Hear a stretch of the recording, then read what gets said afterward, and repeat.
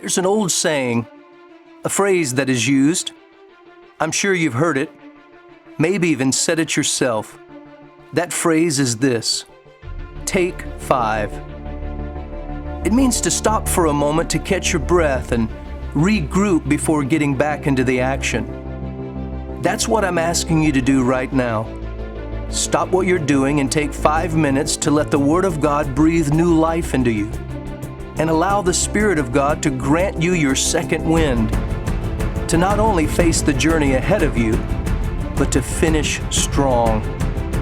The clock is already ticking, so let's get started. So how many of you guys, when you were younger, ever had your parents ask you this question or something similar?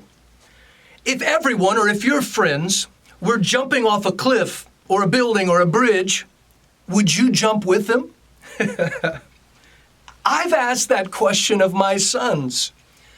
And we get it, right? Just because everybody's doing something doesn't mean that we have to do it ourselves. But there seems to be a whole lot of jumping these days. Not necessarily of cliffs or bridges or buildings, but to conclusions. A lot of jumping to conclusions. Now, you guys know what it means to jump to conclusions. It means to make a hasty judgment before learning all of or considering all of the facts. In the day and age of tweets and posts and video clips and sound bites and headlines, it just takes a few words or a few seconds. And it seems all of society jumps on board and they jump off the cliff, so to speak. They just run with it. They just go with it.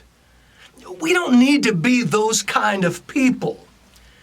In Proverbs 14:15, we read this: "The simple believeth every word, but the prudent man looketh well to his goings." The simple, or the simple-minded, they just believe everything. I'm thinking of this commercial. You've probably seen it. It's a little old now, but this conversation's being had on the sidewalk, and this guy and this girl, and the girl says, "Well, it's on the internet. It's got to be true." Now, that's ridiculous, but it seems like a lot of people have that mentality.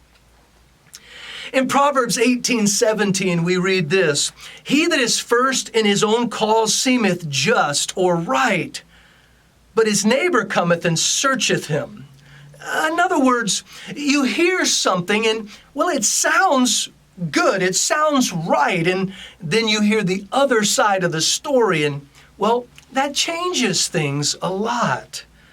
We need to hear both sides of something, not just one side and run with it. In Proverbs 18:13, we read this: "He that answereth a matter before he heareth it, it is folly and shame to him."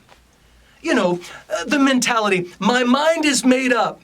Don't confuse me with the facts. James says that every man should be swift to hear, slow to speak, and slow to wrath. We need to be listening. We don't need to just jump to one side or the other side before we've heard all sides. There's a lot of simple-minded men in the world today, a lot of foolish men in the world today who are just jumping just because they hear something or see something. No, we need to be the kind of guys who walk to the edge and look over.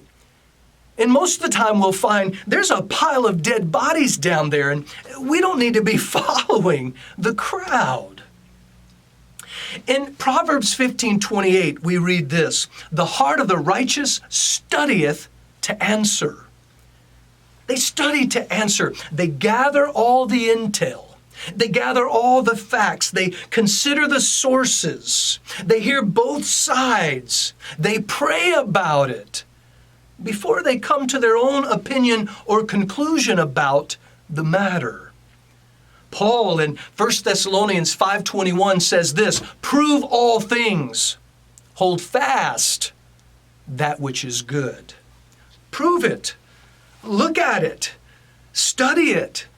If it's bad, ditch it. If it's good, hold on to it.